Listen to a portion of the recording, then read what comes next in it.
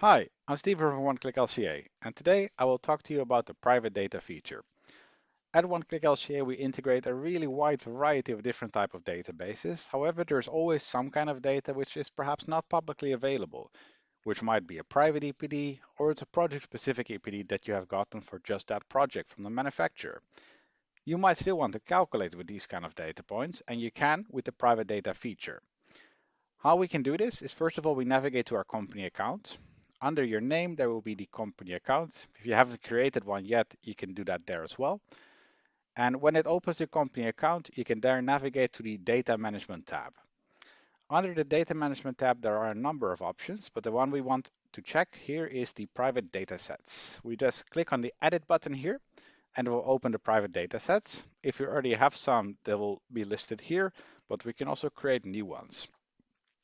Here we first of all have to select the type, and this is quite important because if we're, for example, in Europe, we need for a lot of our tools CML data, which is the first option here.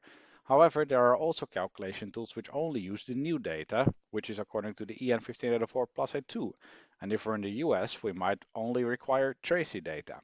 So depending on what kind of data point we create, we select that option.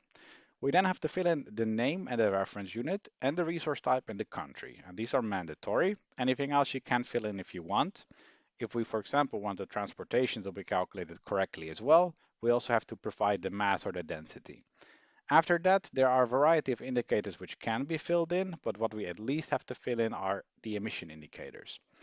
If we choose, let's say, environmental data for CML, we have to provide at least global warming potential data. If we are using a carbon tool, then we want to create emissions which have global warming potential.